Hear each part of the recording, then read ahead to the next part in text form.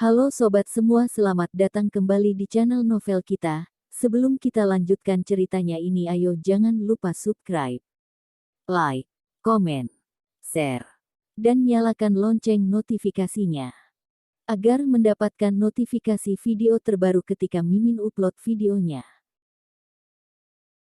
Dr. Stranger Thomas Kin, Bab 4 CEO Tang. Bibi Feng tertegun sejenak, kemudian wajahnya menjadi murung. Dia menarik Thomas Kin dan berkata, "Thomas, jangan terbawa emosi. Kota Donghai bukan lagi kota Donghai yang dulu. Orang-orang seperti kita bahkan tidak sebanding dengan anjing peliharaan mereka. Ana Feng sangat menderita selama ini. Sejak kejadian 10 tahun lalu, Ana Feng terus bersembunyi di berbagai tempat dan sangat menggenaskan. Beberapa tahun yang lalu, setelah merasa aman, Ana Feng diam-diam kembali ke rumah untuk melihat. Rumah itu telah menjadi objek wisata, jadi meskipun ada turis di siang hari, mereka hanya melihat-lihat di luar, tidak seorang pun yang masuk. Ana Feng akan datang untuk membersihkannya sesekali. Ketika tahun baru, dia akan memasang syair baru di pintu utama, dan memasang papan nama almarhum Tuan Besar dan Nyonya di dalam rumah, dan sering disembahyangi. Alhasil, tindakan Ana Feng terbongkar beberapa bulan lalu. Dia dipenjara dalam kandang anjing ini, dengan beberapa ekor anjing di luar untuk mencegahnya keluar. Seseorang akan datang membuang sedikit sisa makanan secara berkala. Saat suasana hatinya baik, dia akan buang sisa roti kukus ke dalam kandang dan membiarkan dia makan kenyang. Jika suasana hatinya sedang buruk, dia akan membuangnya di luar kandang, dan Ana Feng harus berebut makanan dengan anjing. Tangan Ana Feng penuh goresan dan darah. Selama beberapa bulan, hidupnya lebih buruk dari kematian. Orang-orang itu tidak membunuhnya atau membiarkannya pergi, mereka hanya ingin menyiksanya seperti itu. Thomas Kin memeluk Bibi Feng, ekspresinya menjadi lebih tenang. Tapi semakin tenang, petanda semakin besar amarah di hatinya. Saat memasuki kamar, yang terlihat adalah berantakan di mana-mana, seolah-olah kecurian, berantakan sekali. Thomas Kin membantu Bibi Feng masuk ke kamar, membereskan tempat tidur, dan membiarkan Bibi Feng berbaring. Pegang pergelangan tangannya dengan tangan kiri, dan periksa denyut nadinya dengan 3 jari tangan kanan. "Thomas, kamu..." Ana Feng sedikit terkejut dengan diagnosis denyut nadi profesional Thomas Kin. "Kemana kamu pergi selama bertahun-tahun? Bagaimana kamu bisa bertahan hidup? 18 anggota keluarga Kin dibunuh. Jika bukan karena Bibi Feng kebetulan membawa keluar Thomas Kin, mereka tidak akan selamat." Kemudian, orang-orang itu mengetahui bahwa Thomas Kin belum mati, dan mulai mengejar mereka dengan liar. Keduanya terpisah saat melarikan diri. Bibi Feng melarikan diri ke kampung halamannya di pedesaan selama beberapa tahun, tetapi Thomas Kin hilang. Selama bertahun-tahun, dia selalu mengira dia terbunuh. Thomas Kin berkata, "Pada saat itu, aku diselamatkan oleh adik perempuan keluarga Ye dan berhasil bersembunyi untuk sementara waktu. Kemudian, aku meninggalkan Donghai dan bertemu dengan seorang pertapa suci, ikut dia ke gunung dan belajar ilmu selama 10 tahun." Kata-kata Thomas Kin sangat sederhana, nada serta ekspresinya juga sangat santai. Tetapi Ana Feng tahu bahwa Thomas Kin pasti sangat menderita.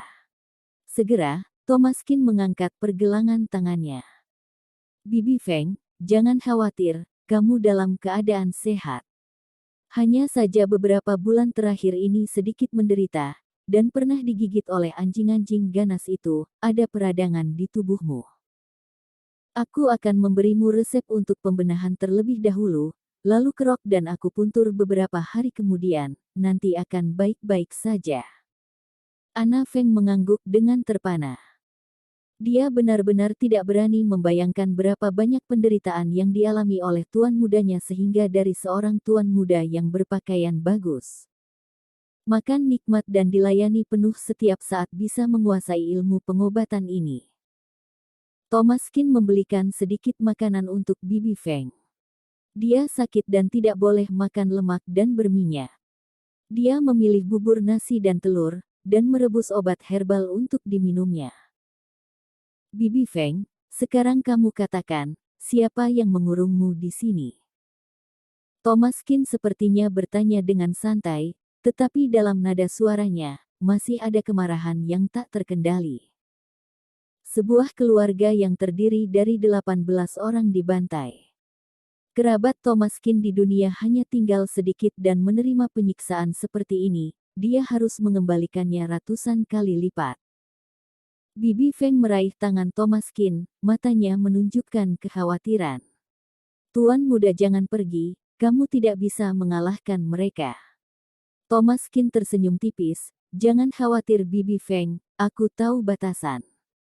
Kata-kata Thomas Qin tidak diragukan lagi. Ana Feng ragu-ragu sejenak, dan masih berkata, itu keluarga Tang. Thomas Qin mengerutkan kening. Keluarga Tang. Bukankah itu keluarga asal ibu aku? Ini adalah pernikahan persahabatan antar kedua keluarga, bahkan jika keluarga Tang tidak mau membantu, seharusnya tidak memperburuk keadaan. Ana Feng menghela napas, Tuan muda, sejak kematian kakek kamu, Tuan besar kedua mewarisi posisi sebagai kepala keluarga Tang. Selama bertahun-tahun, keluarga Tang telah berusaha sangat keras untuk memutuskan hubungan dengan keluarga Qin untuk menunjukkannya kepada orang luar bahwa para mantan kerabat sekarang adalah musuh. Thomas Qin mengepalkan tinjunya sedikit. Meskipun Tuan besar kedua dan keluarga Qin tidak berhubungan langsung, tetapi biar bagaimanapun ini adalah pernikahan antar dua keluarga. Keluarga Qin sudah menggenaskan seperti ini, sedangkan mereka masih memperburuk keadaan, sungguh menyebalkan. Namun, karena Thomas Qin sudah kembali, semua ini akan berubah. Karena kalian tidak menganggap aku sebagai kerabat, aku tidak perlu menganggap kalian sebagai manusia. Oke, aku tahu, Bibi Feng kamu tidur lebih awal. Thomas Qin menutupi Bibi Feng dengan selimut dan menutup pintu. Dari tas yang dia bawa, dia mengeluarkan pisau tajam dan menyembelih 3 anjing ganas di halaman. Saat ini, keluarga Tang sedang bersukacita. Kakak pertama, hari ini ultah kamu.